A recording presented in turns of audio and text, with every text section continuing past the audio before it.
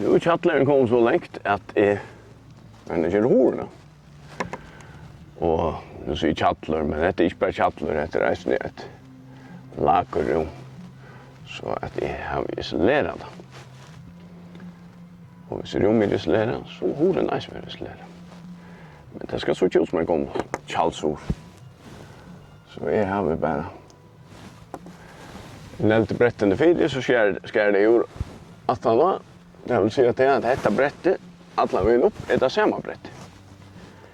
Det är snögt då det är. För jag ska sätta striker och i allt. Och så känns det fant allt ut särskilt med krydsnör. Så sätter jag lasaren här. Man kan ta den ner. Det är beslä till att ställa och jakta det på ner vi.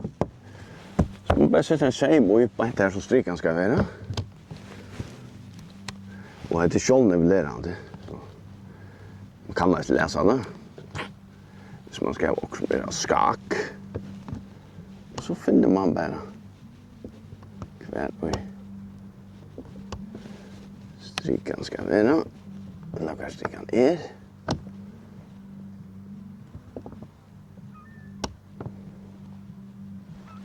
Så lajs. Lite alla lydsen där. Och så ser man akkurat av små. Thomas Storchen brukar en enkel mata avstånd. Här har vi kikten av Thomas Storchen. Eller sätter vi här. Så ska jag så finna det här.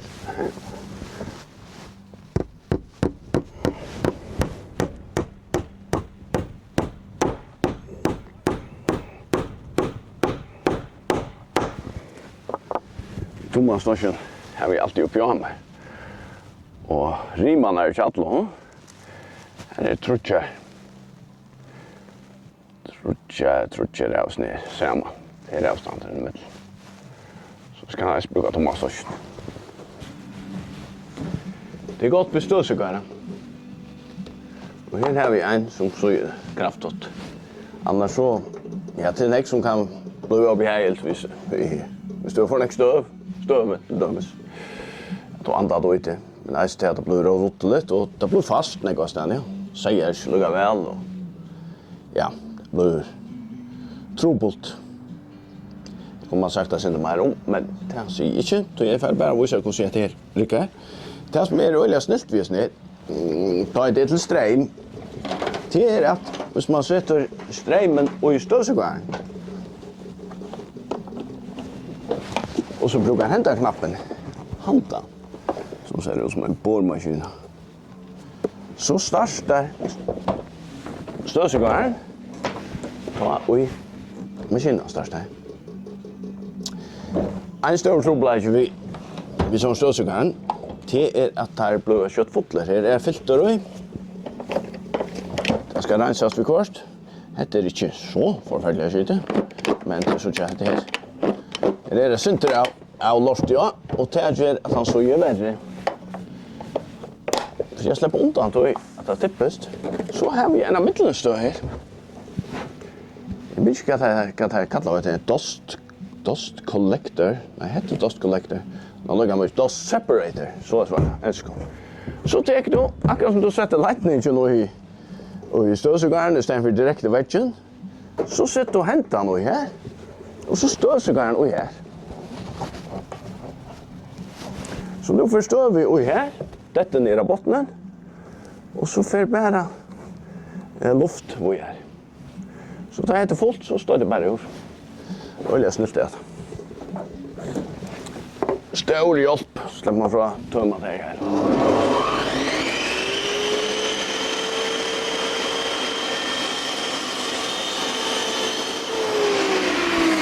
Nu kommer det så stor idé.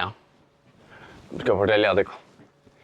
Det är inte akkurat om ampo, men det är en lojm.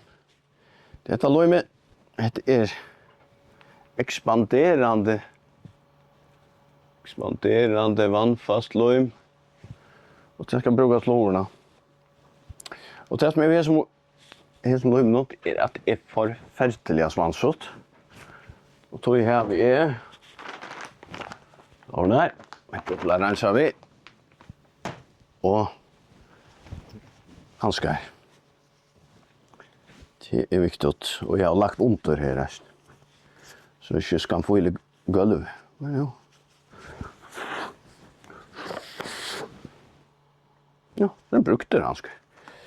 Ja. Ja, en gångshandskar som blir 2 gångs. Det är som brukte. Ja.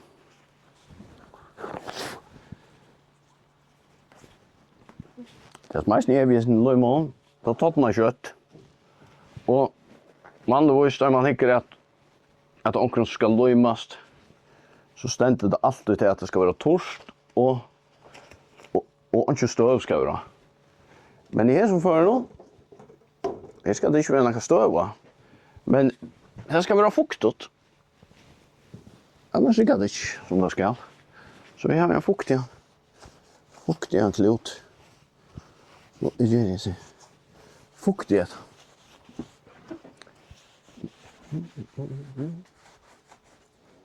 Och hvis det ikke trykker meg, så kom det ikke å bruke sammenstyrst. Jeg stendte pura klart. Det skal være fuktet. Jeg ser som i midtelen at det er til å skruve hangslen nu.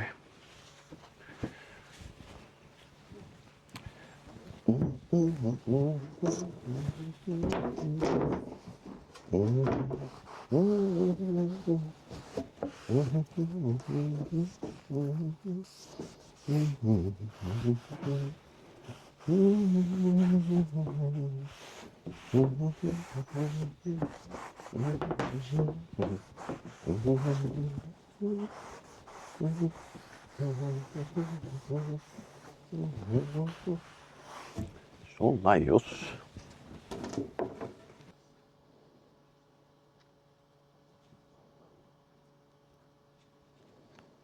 Svansar inte, det gör inte. Det ser man bara av att han då svansar inne att det är ju slett och inte det här. Här så står det lugga.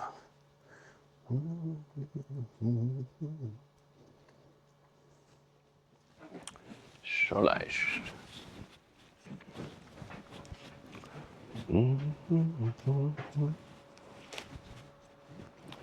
Så för ur handskon skott om det kan vara sånt. Så man kan få ifall ur handskon så att man kan få sånt där löjmja och det kan bli fantastiskt. Det här vill jag säga här. Klotarna är torska mer vi. Att det ser batterier lätt. Tog att det är riktigt spännande om att arbeta med redan vi handskon.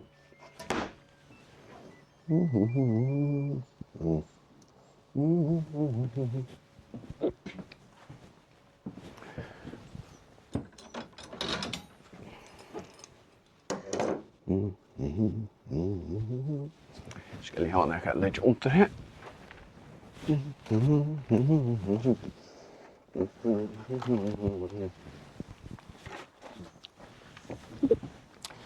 Så lägger man också till divor. Och det har två funktioner. En är det att hvis du har akkurat med det här så truster det jaunar i alla ställen. En tvinka hon truster bara här som hon truster. Så kanske täcker hon en centrals ner vissa men hämta plattan så öliga ton så det kommer inte trust av henne. Och ett att det är att så kommer det inte mescher och i tillfälle. Och men så kunde man kanske färg och en kort motsatt här så ja. Men det är inte det. Det tar ju släcka suttjast. Ja, och det så. Blir vi som rotta lite grann. Här. Det är så tvärt.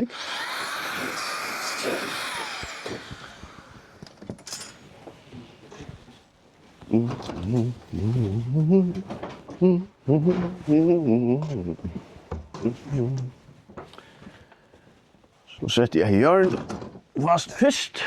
Det här ska alltså vara i vinkel, allt som det är. Och det är plattan, hon är i vinkel. Så spänner jag det upp vid plattan. Nej, jag ska bara säga att det är rätt. Vi har så kört forskjellig stottlig an på. Här är en tvinka oss ner till till bara spänna en hund. Men det är ofta, det ger vi inte några av styrke till. Man klarar inte ordentligt att ha sörsta. Så över händan en skruv. Tvink och att rätt. Som gör att teket till eik. Bryter akkurat på salt. Ser det nu väl.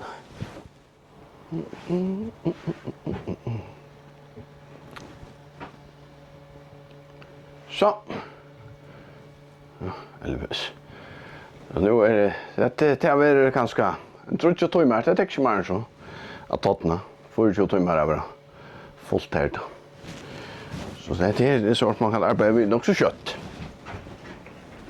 Så får jag göra det här så. Vi har en boj att ta tottna. Och här ska eisen en hord göras.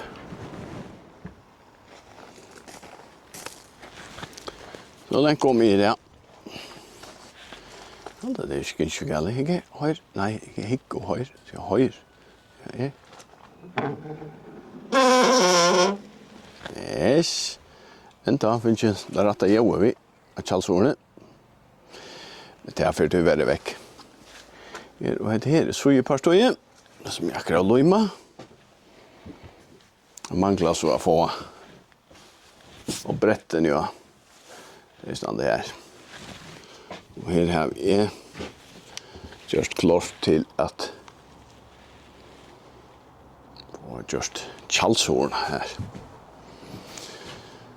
Og det har vi gjort på andre måten. Til jeg tror jeg så kan jeg, hvis jeg nekler det utenfor, så får jeg floen ut i året.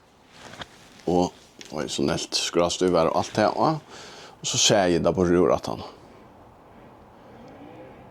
Det eneste måten er det jeg så ikke, for jeg får det rikket. Det är gott för det.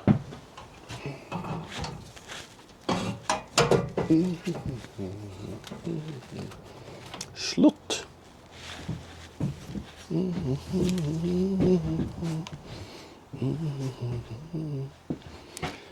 Du vet inte näck på sjur det Elvis.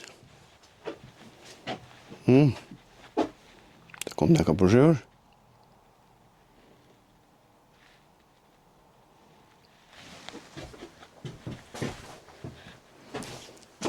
Se bara bye för kärna.